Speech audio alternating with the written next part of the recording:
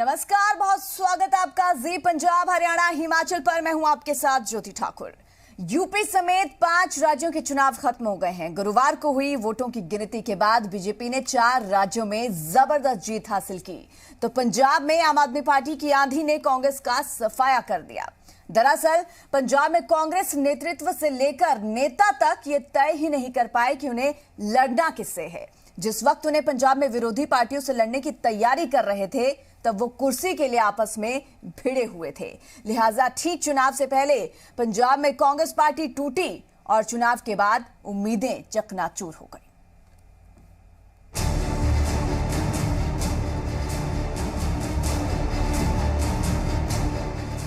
दफ्तर पर सन्नाटा, सड़कों पर वीरानी, कार्यकर्ताओं में मायूसी।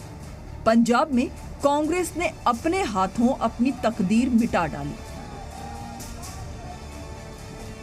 सत्ता में बैठी पार्टी नेतृत्व हार की इबारत पढ़ नहीं सकी, शिकस्त का इंतजाम जरूर कर डाला।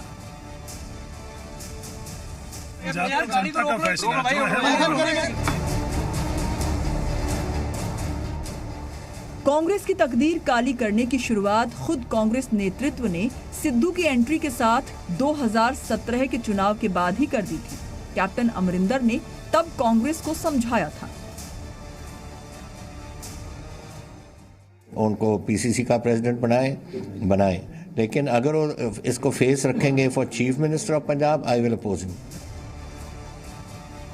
सिद्धू को कैप्टन पसंद नहीं थे और कैप्टन के लिए सिद्धू गड्ढे खोद रहे थे।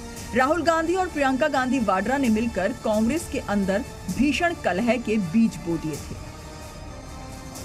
कांग्रेस में इस सिरफुटव्वल से पार्टी टूट गई। जनता का भरोसा उससे भी ज्यादा टूटा।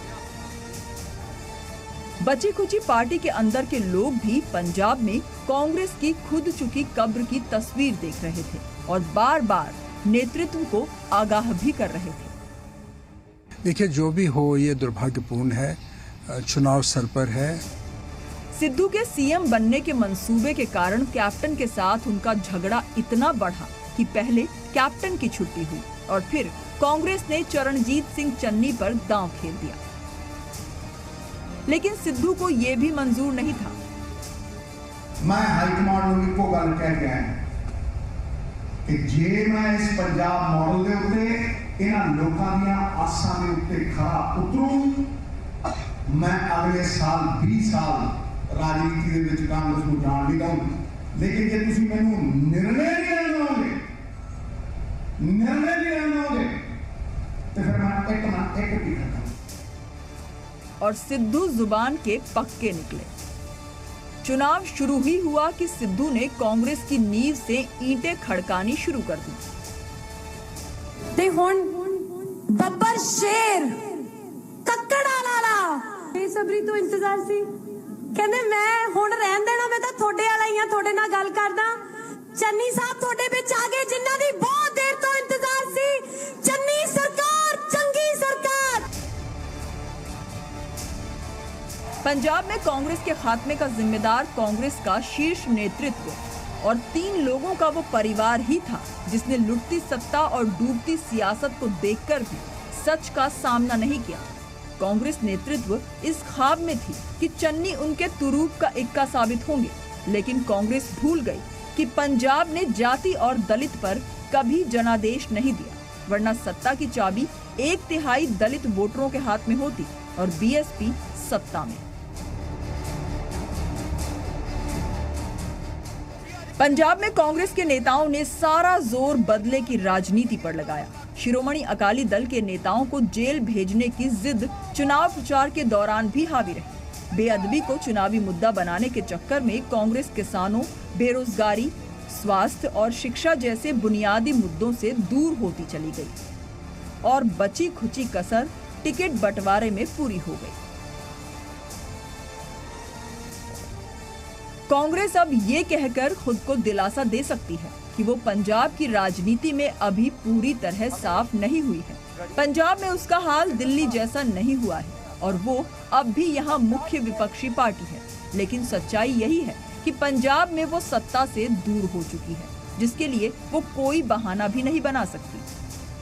Bureau report, C media. तो पंजाब में आम आदमी पार्टी ने ऐतिहासिक जीत दर्ज की है, तो अन्य 4 राज्यों में हुए विधानसभा चुनाव के नतीजे में बीजेपी ने सबसे ज्यादा वोट हासिल किए और जीती हुई पार्टी बनकर उभरी है। तो विधानसभा चुनाव के नतीजों के बाद यमुनानगर में जीत के जश्न की 2 तस्वीरें भी सामने आई। एक तरफ जहां पंजाब में आम आदमी पार्टी की बम्पर जीत के बाद आम आदमी पार्टी के कार्यकर्ताओं में खुशी देखने को मिली, एक दूसरे को मिठाई खिलाकर उन्होंने जश्न मनाया। तो वहीं बीजेपी को 4 राज्यों में मिली जीत को लेकर बीजेपी नेताओं में खासा उत्साह दिखाई दिया। कार्यकर्ताओं ने इकट्ठा होकर एक दूसरे को बधाई दी, मिठाई खिलाई और खुशी में झूमते हुए नजर आए।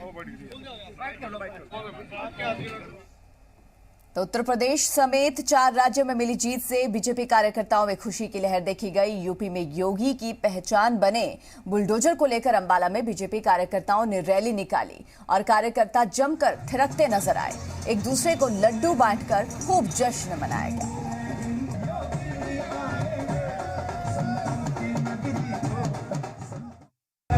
जो आज रैली निकाली हमने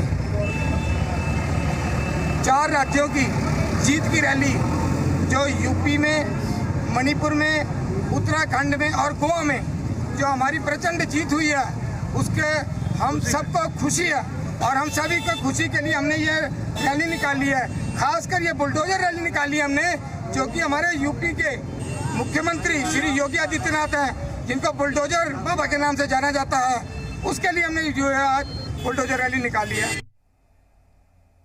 और फरीदाबाद में केंद्रीय राज्य मंत्री कृष्णपाल गुर्जर के कार्यालय पर बीजेपी की जीत का जश्न मनाया गया। जश्न के दौरान यहां जमकर पटाखे जलाए गए, मिठाई बांटकर लोगों का मुंह मीठा करवाया गया। तो साथ ही यहां बीजेपी के जिला अध्यक्ष गोपाल शर्मा और अन्य कार्यकर्ता भी मौजूद रहे। कृष्णपाल गुर्जर ने कहा कि ये जीत पीएम की योजनाओं और उत्तर प्रदेश के सीएम योगी आदित्यनाथ की मेहनत और ईमानदारी से काम का नतीजा है। साथ ही उन्होंने ये भी कहा कि मोदी तीसरी बार देश के पीएम बनेंगे। 1937 के बाद पहली बार उत्तर प्रदेश में दूसरी बार किसी पार्टी की सरकार बनी है, तो वो भारतीय जनता पार्टी की बनी है। मोदी जी के प्रति उत्तर प्रदेश के नहीं पूरी दुनिया के लोगों का विश्वास बढ़ रहा है, तिरंगे का सम्मान पूरी दुनिया में बढ़ रहा है। तो इसलिए ये ऐतिहासिक जीत है। उत्तराखंड हो, उत्तर प्रदेश हो, गोवा हो, मणिपुर हो, अगर पंजाब को छोड़ दें तो 5 में से 4 राज्यों पर भारतीय जनता पार्टी का परचम फिर से फहराया है और ये मैं समझता हूँ एक इतिहास रचा गया है। उधर हिमाचल के नूरपुर के जसूर में बीजेपी ने 4 राज्यों में मिली बम्पर जीत का जश्न मनाया और इस दौरान बीजेपी महिला मोर्चा, युवा मोर्चा और बीजेपी पदाधिकारियों ने जसूर बाजार में आतिशबाजी करके खूब लड्डू बांटे, खुशी का इजहार किया। बीजेपी नेताओं ने दावा किया है कि हिमाचल में भी एक बार फिर से बीजेपी की सरकार रिपीट होगी। तो वहीं युवा मोर्चा सचिव भवानी पठानिया ने कहा कि लोगों ने डबल इंजन सरकार के काम देखकर वोट किया है। उन्होंने कहा कि प्रदेश में भी डबल इंजन की सरकार है, लिहाजा जयराम ठाकुर के नेतृत्व में बीजेपी दोबारा सरकार बनाएगी। विश्वास दिलाते हैं कि जिस तरह से मोदी जी के नेतृत्व में, हमारे जयराम ठाकुर जी के नेतृत्व में जिस तरह कार्य हो रहे हैं, हम 101% गारंटी दे सकते हैं कि जहाँ पर हमारे द्वारा से रिपीट सरकार होगी, माननीय जयराम ठाकुर जी हमारे मुख्यमंत्री होंगे। मैं इतना कहूंगी कि हमारे लिए इतने सौभाग्य की खुशी की बात है कि 4 राज्यों में हमारी भारतीय जनता पार्टी ने प्रचंड रूप से अपना झंडा लहराया है, प्रचंड रूप से वो सरकार बना रही है। तो तमाम राज्यों में आए चुनावी नतीजों से बीजेपी में खासा उत्साह है, तो कांग्रेस नेता भी अपने कार्यकर्ताओं का हौसला बढ़ाते नजर आ रहे हैं। हिमाचल विधानसभा में नेता प्रतिपक्ष मुकेश अग्निहोत्री ने कहा कि कांग्रेस का प्रदर्शन अच्छा नहीं रहा, इसका मतलब ये बिल्कुल नहीं कि हिमाचल में भी कांग्रेस खराब प्रदर्शन करेगी। साथ ही सरकार पर निशाना साधते उन्होंने कहा कि सरकार की नीतियां उसे ले डूबेंगी। उपचुनाव का जिक्र करते उन्होंने कहा कि जैसे बीजेपी को उपचुनाव में हार का सामना करना पड़ा, वैसे ही विधानसभा चुनाव में भी हार का सामना करना पड़ेगा।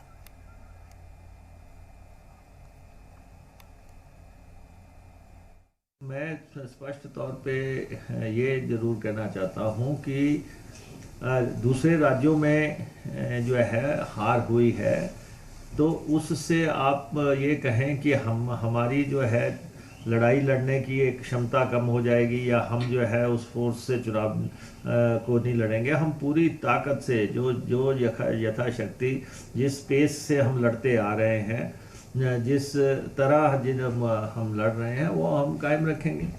उसमें बाकी जो है हमें मालूम है कि प्रदेश में भाजपा की सरकार है, केंद्र में इनकी सरकार है, पड़ोस में आम आदमी की सरकार बनी है। ये सारे पहलू जो है ध्यान में रखते हुए स्ट्रेटजी बनाई जाएगी। और भिवानी में डिप्टी सीएम दुष्यंत चौटाला ने कांग्रेस पर निशाना साधा। चुनाव परिणाम को लेकर उन्होंने कहा, कांग्रेस देश से अब लगभग खत्म हो चुकी है। दरअसल चौधरी बंसीलाल विश्वविद्यालय में आयोजित 4 दिवसीय अंतर विश्वविद्यालय पुरुष कुश्ती प्रतियोगिता के समापन समारोह के मौके पर बोल रहे थे। मैंने तो 2.5 साल पहले इसका असर देखा विधानसभा के अंदर, जब लोगों ने धुरंधरों को पीछे छोड़कर और कैसे नए चेहरों को जिताने का काम किया था। और आज पंजाब में भी वही नतीजे सामने हैं। जो ट्रेडिशनली 5-5, 6-6 बार विधायक रहे, इस बार उनको 20-20, 30-30 हज़ार वोटों से हार मिलना ये साबित कर देता है कि जनता बदलाव चाह रही थी। पंजाब के अंदर एंटी कांग्रेस माहौल था और एंटी कांग्रेस के अंदर लोगों ने आम आदमी पार्टी को वोट दिए। मैं तो आम आदमी पार्टी की टीम को पंजाब में बधाई दूंगा। और हिसार में इनेलो नेता अभय सिंह चौटाला ने जेजेपी पर निशाना साधा। उन्होंने कहा कि चौधरी देवीलाल की नीतियों पर चलने की बात करने वाली पार्टियां उन्हीं की नीतियों पर प्रहार कर रही हैं। वो हांसी में कार्यकर्ताओं को संबोधित कर रहे थे। उन्होंने हल्का सम्मेलन को संबोधित किया, बिना नाम लिए जेजेपी पर निशाना साधा। कहा कि पेंशन काटने वालों का साथ देकर जेजेपी पूर्व उप प्रधानमंत्री देवीलाल की नीतियों पर प्रहार कर रही है और सत्ता की गोद में बैठे हैं। साथ ही सरकार के बजट को खोखला भाषण बताया।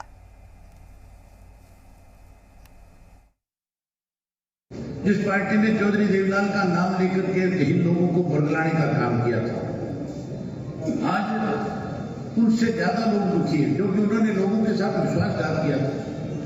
वो तो ये कहते थे कि हम किसी भी कीमत के ऊपर भाजपा के साथ नहीं जाएंगे। वो तो वायदा ये करते थे कि हम बुजुर्ग को मान सम्मान की पेंशन 51 रुपए करके देंगे। इस किस्म के वायदे किए थे। चौधरी देवीलाल की नीतियों को प्रदेश में लागू करने की बात कहते थे, लेकिन उन्होंने तो चौधरी देवीलाल की नीतियों को भाजपा की गिरवी रख दिया।